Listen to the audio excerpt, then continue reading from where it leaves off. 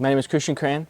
I've been with CR for about a year. I'm an apprentice, and it's really great to work here. I think the environment is actually, one of the best ones, especially for an apprentice.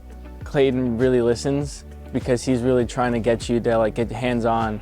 He really understands that the only real way to learn is to get your hands dirty.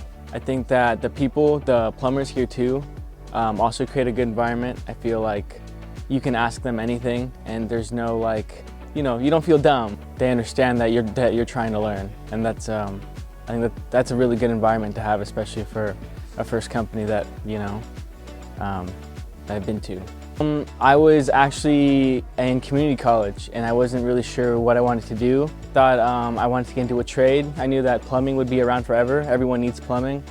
So I just thought, hey, I'll just get into that. And Clayton was in the neighborhood and my mom helped me get an application here, and so here I am.